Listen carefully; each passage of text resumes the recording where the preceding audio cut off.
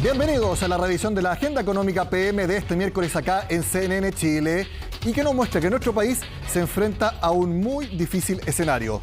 Alta, muy alta inflación que podría llegar a 13% anual durante este año y también a la posibilidad concreta de que en 2023 Chile enfrente una recesión económica.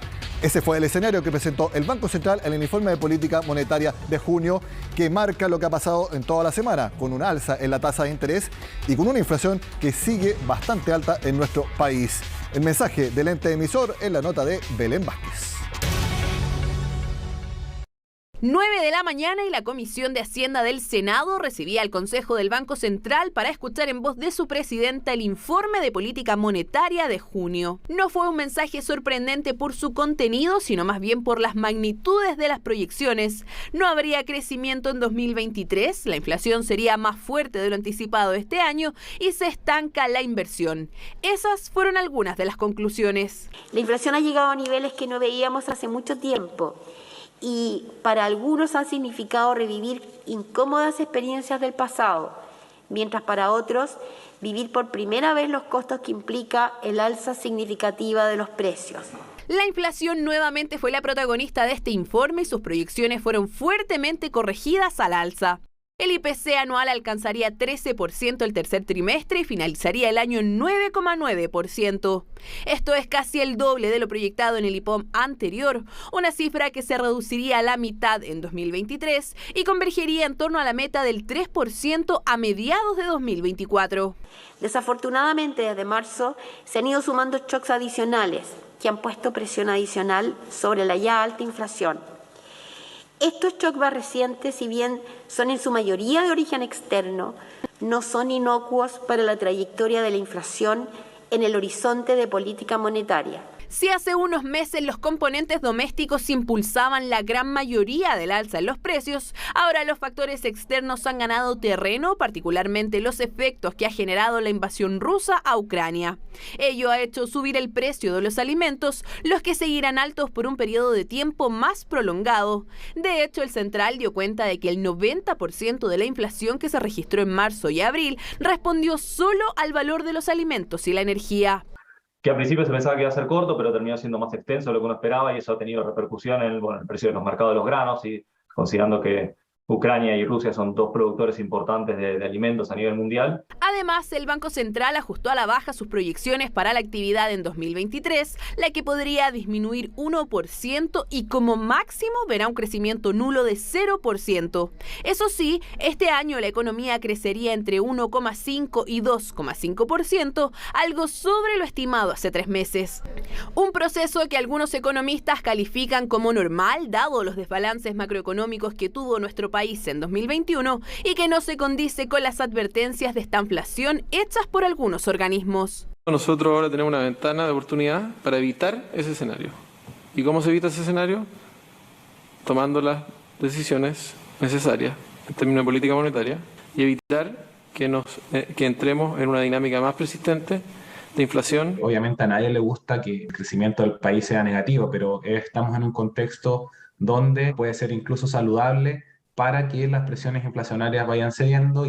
¿Cuánto más subirá la tasa de interés? El ente emisor ratificó que habrá más alzas, pero serían menores a las últimas, que la llevaron a 9% desde el martes. El Banco Central de Chile inició el ajuste monetario mucho antes que otros países en el mundo y por lo tanto está más cerca de completarlo que otros países que todavía están en una etapa inicial. El escenario muestra que el consumo seguirá dinámico en lo inmediato y los riesgos externos se mantienen. Chile ya tiene una muy alta inflación. La duda es si coincidirá al mismo tiempo con la temida recesión que se pronostica.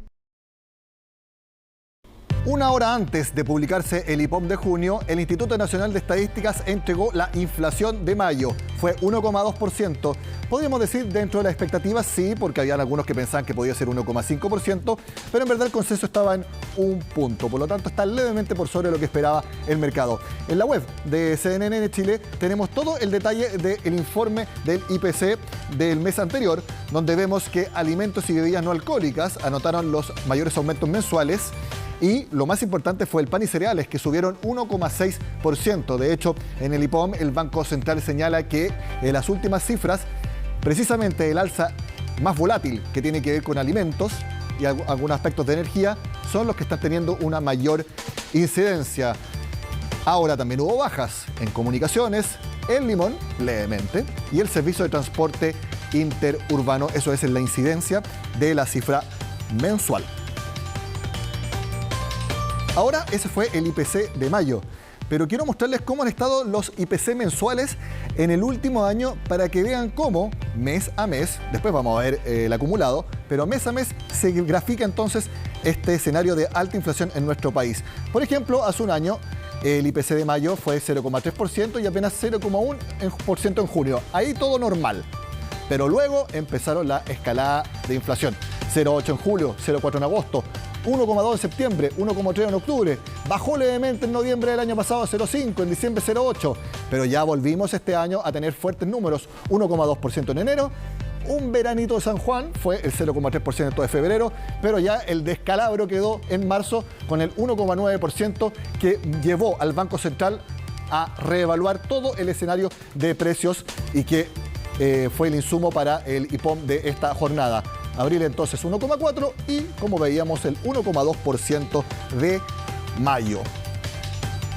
Por solamente un momento dejamos de analizar el escenario económico de nuestro país porque el presidente de la República, Gabriel Boric, estuvo en una cita con CEOs de Estados Unidos en el marco de la gira por ese país por la Cumbre de las Américas. Mostremos ahora un compacto de las palabras del presidente al sector privado de ese país.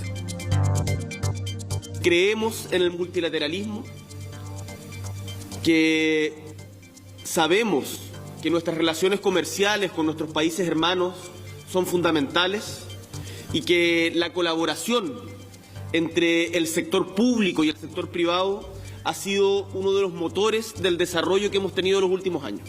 Queremos que la inversión extranjera a la cual le abrimos las puertas venga acompañada con transferencia tecnológica, con encadenamientos productivos, con diversificación territorial, para que juntos, ustedes y nosotros, aprovechemos de la mejor manera posible las oportunidades que tenemos. Y yo les aseguro de que los principios que han inspirado el desarrollo de Chile en los últimos años, como la certeza jurídica, certainty, como the rule of law, el respeto a los tratados internacionales, son principios que vamos a mantener. Y nuestro gobierno está profundamente comprometido con ello. Por eso, el mensaje que espero transmitir hoy día es que nuestro país tiene el ambiente propicio para promover prosperidad en los negocios y convertirse en un hub. Yo tengo la íntima convicción de que la responsabilidad fiscal, la seriedad fiscal, no es una cosa de derechas, no es una cosa solamente de técnicos.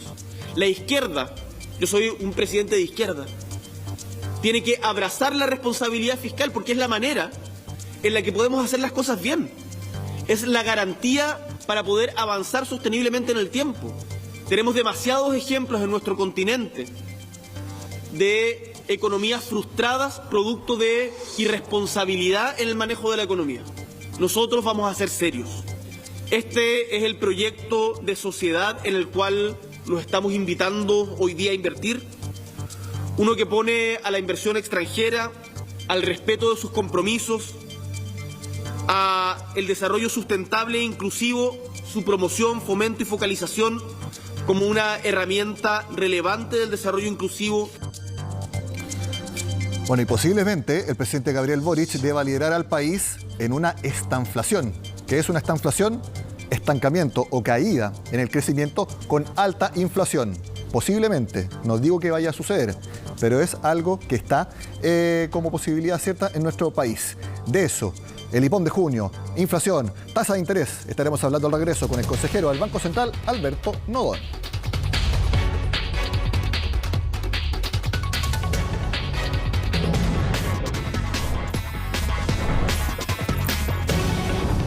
Ya está con nosotros en Agenda Económica el consejero del Banco Central, Alberto Nodón. Gracias por estar con nosotros, Alberto. Muchas gracias a ustedes, Nicolás, por la invitación. Dejé la pregunta planteada en el primer bloque. en el escenario del Banco Central, ¿es posible que vayamos a una estanflación, como por ejemplo lo advirtió en un informe a clientes Bank of America? A ver, es probable que sigamos por un tiempo en un escenario donde la inflación va a ser todavía alta y vamos a tener tasas de crecimiento trimestre a trimestre negativa o incluso algunas interanuales también negativas. ¿Llamaría eso o no estanflación? Hay una discusión, ¿verdad? Mucha gente lo llama así. Para mí una estanflación es un fenómeno algo más complejo que tiene que ver con cosas más estructurales, pero bueno, creo que la palabra no importa mucho. Es cierto que vamos a tener un periodo de crecimiento muy bajo e inflación alta. Podría ser una estanflación no profunda, no de fundamentos tan estructurales, pero quizás algo puntual de algunos meses. Mira, por eso, más allá del nombre, me parece a mí que lo que es cierto es que vamos a entrar en un periodo donde la inflación va a seguir alta por un tiempo y vamos a tener una actividad creciendo a tasas negativas trimestre a trimestre. Alberto, veamos cómo ha estado la inflación anual, que es la que lejos a ustedes más les preocupa y que llegó a su mayor nivel en 28 años con el informe del INE de este miércoles. La pasamos a revisar en la siguiente gráfica que hemos preparado.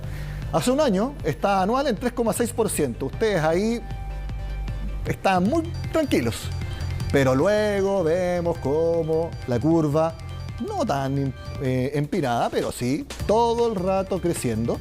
Y llegamos a un 11,5% ahora en mayo, Alberto. Ustedes se preocuparon mucho con lo que pasó en marzo, que se pasó en un mes de 7,8 a 9,4% en la inflación anual. En el INPOM de hoy día, ustedes señalan que esta curva podría llegar a 13% en algunos índices más del IPC. Así es, mira. Dos cosas. Primero, es cierto que tipo mayo-junio la inflación estaba algo sobre 3%, que es la meta, pero eso no significa que estábamos tranquilos. De hecho, a esa altura uno ya sabía que por el impulso a la demanda bien excesivo que le estábamos poniendo a esta economía, era muy probable que la inflación subiera. Y de hecho el banco, si te fijas, empezó a subir las tasas por ahí por julio y con una escalada de tasas bastante agresiva. De hecho, fuimos de los primeros bancos en empezar a subir y nos anticipamos bastante a lo que venía. Sin embargo, como tú bien mencionas, a principio de este año, junto con esta inflación bien asociada a un estímulo excesivo de demanda, se dieron otros fenómenos que transformaron un problema inflacionario que ya era grande en uno aún mayor. Esos fenómenos tienen mucho que ver con los desarrollos en la guerra en Ucrania y el efecto más persistente que está teniendo en varios precios internacionales y, termino con esto, sí, con un problema inflacionario que en el mundo se está también tornando más complejo. Revisemos nuevamente la gráfica, le pido al director, porque quiero que nos cuente, Alberto, ¿qué fue lo que pasó en marzo? Cuando conocieron ese 9,4% que ustedes mismos señalaron que tenían que hacer toda una evaluación nueva respecto a cuán persistente iba a ser la inflación. ¿Qué pasó ese mes? A ver, en marzo conocimos, ¿verdad? Bueno, no en marzo, en realidad, después, sí, unas semanas después, conocimos el dato de inflación de marzo. Ese dato fue bastante por sobre de lo que nosotros esperábamos y lo que el mercado en general esperábamos. Esa sorpresa tuvo mucho que ver con un impacto del precio de los alimentos sobre la inflación, bastante por sobre de lo que esperábamos. Ahora, que los precios externos suban mucho puede ser muy preocupante o poco preocupante. El problema es que todo indica que ese aumento de los precios externos va a ser más persistente. Entonces nos estábamos enfrentando a un problema no solamente de inflación más alta, sino donde habían buenos argumentos para pensar que la inflación iba a ser más persistente.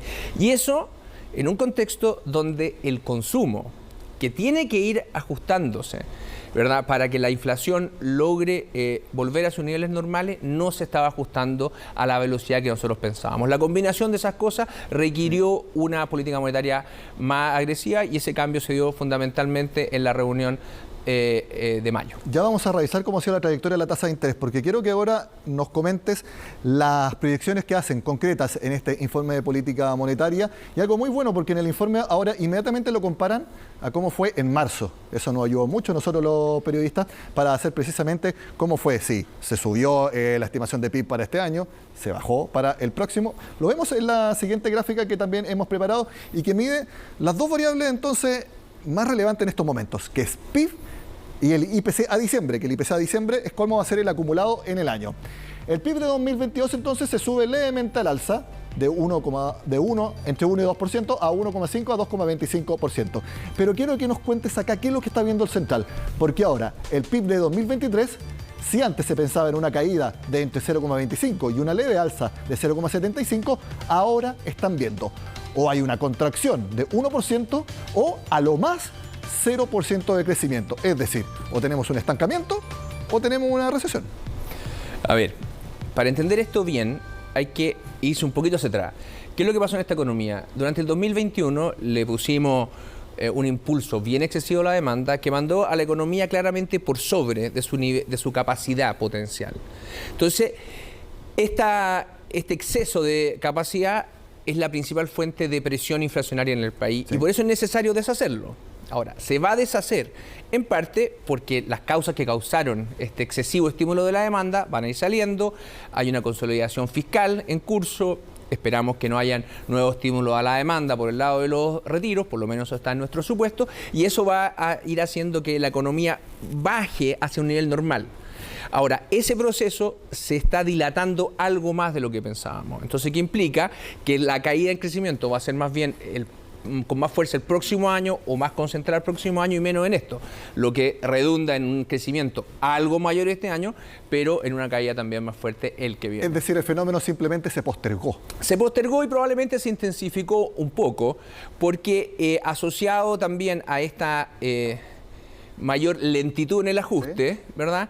También había un proceso inflacionario algo mayor. También había un aumento de la incertidumbre externa, la política monetaria es algo más contractiva, entonces vamos a necesitar probablemente un ajuste algo mayor de lo que pensábamos, pero lo importante es entender que esta caída en el PIB es principalmente porque tenemos que deshacer este aumento de la actividad muy por sobre el potencial que está causando muchos problemas y lo vemos patentemente en los altos niveles de inflación. Exacto, y eso es lo que vamos a revisar ahora, porque para este año ustedes la subieron, no es casi al doble, pero bastante respecto al 5,6% que esperaban acumulado de diciembre en marzo, y ahora piensan que es 9,9%. Vamos a redondear en 10% el cierre del año, Alberto.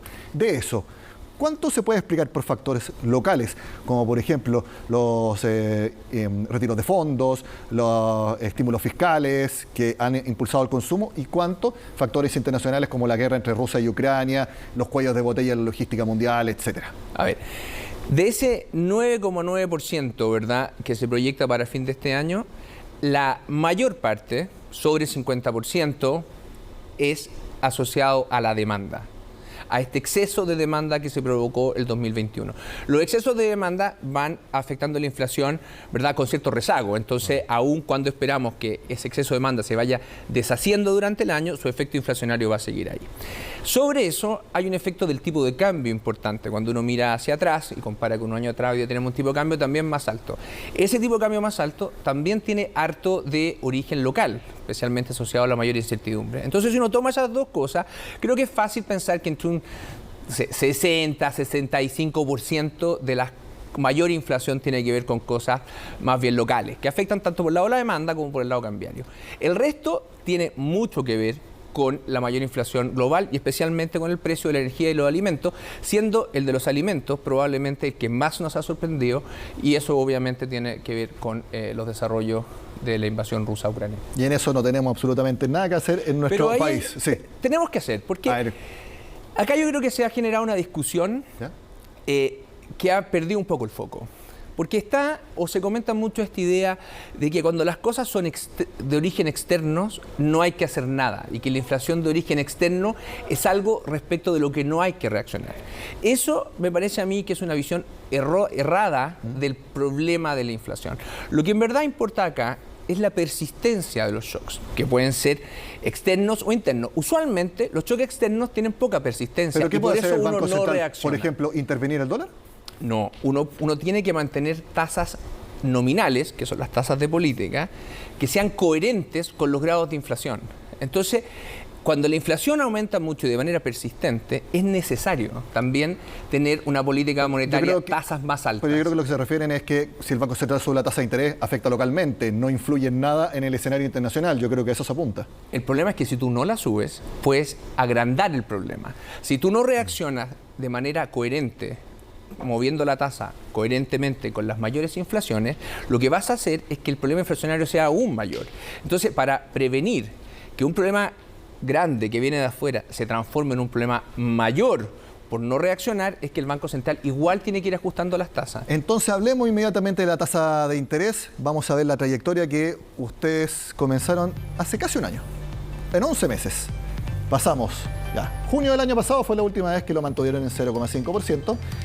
Y aquí vemos nuevamente otra curva que es alcista de tasa de interés. Alberto, el martes ustedes la subieron de 8,25 a 9%. ¿Hasta dónde, de acuerdo al escenario que tienen ahora, va a llegar la tasa de interés? A ver, el comunicado que hicimos ayer me parece a mí que es bastante claro en ese sentido. ¿Qué es lo que dice?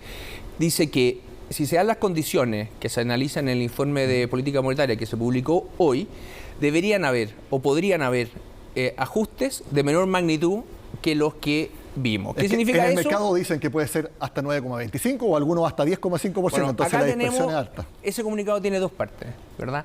Uno te dice que lo más probable es que se necesiten ajustes menores a los que hemos hecho. El último ajuste fue de 75 puntos. Entonces lo más probable es que en la próxima reunión hayan ajustes, sean menores que 75. Ahora, la segunda parte, que es muy importante, dice que esto es condicional a que se vayan dando las cosas de forma similar a la que las prevemos, porque obviamente si las condiciones cambian abruptamente, como nos pasó en marzo, y tú lo explicabas también hace un rato atrás, obviamente la política monetaria tiene que reaccionar. Un informe del Scotiabank hablaba de que los mensajes han sido erráticos por parte del Banco Central.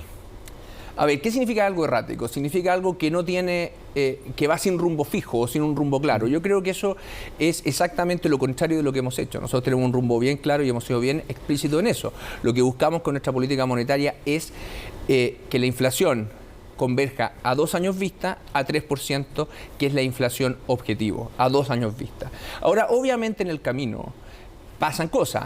Hay shocks distintos, en este caso, tú lo mencionabas en marzo, la guerra de Ucrania se ha tornado mucho más compleja y su impacto en los precios internacionales ha sido mucho mayor y por lo tanto uno tiene que ir cambiando la dosis. Entonces, a mí me suena un poco extraño ese comentario en el sentido que creo que hay un rumbo y un horizonte bien claro, lograr que la inflación converja a 3% en 2 años. Ahora, la dosis de política monetaria que adecuada para lograr ese objetivo, que es bien claro, bueno, va a ir ajustándose dependiendo de lo que pase en la economía. Algunos críticos señalan cómo el Banco Central sigue subiendo la tasa de interés si en el horizonte se ve una recesión.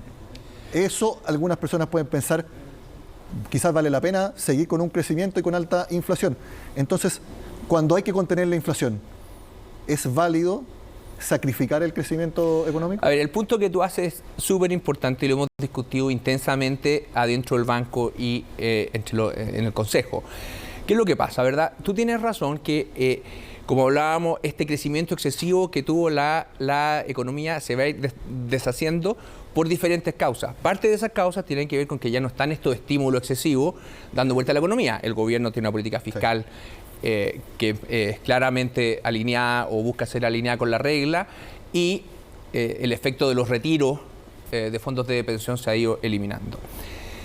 La pregunta es si ese, por decirlo así, caída natural que va a tener la actividad es suficiente para controlar la inflación.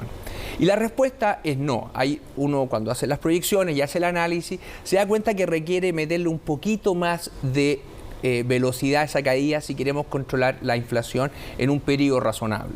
Controlar la inflación en un periodo razonable es muy importante porque sabemos cómo la inflación alta afecta negativamente a la gente. Entonces ¿es preferible subir harto la tasa para controlar la inflación por más que eso afecte al crecimiento? El punto es el siguiente, es cuando tú calibras esa tasa en 9% o en 9,5% o sea, lo que llegue, tú estás tomando en consideración la debilidad que la economía tiene en el mediano plazo y estás tratando de que el ajuste sea de la manera más sana posible. O sea, nuestro trabajo no es bajar la inflación a toda costa sin tomar en cuenta los efectos en la economía real, en el empleo, etcétera.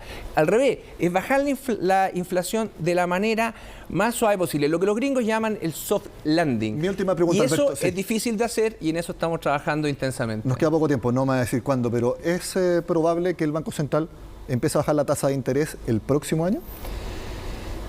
Es probable entre fin de este año e inicio del próximo que ya veamos signos claros de menor inflación y una actividad más controlada, y eso es el escenario necesario para pensar en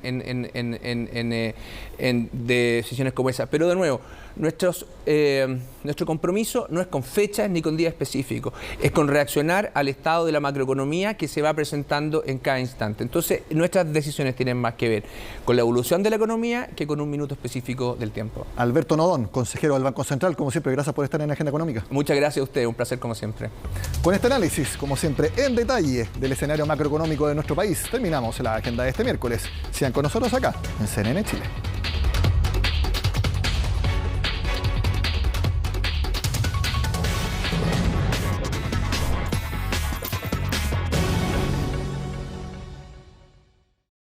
Agenda Económica fue presentado por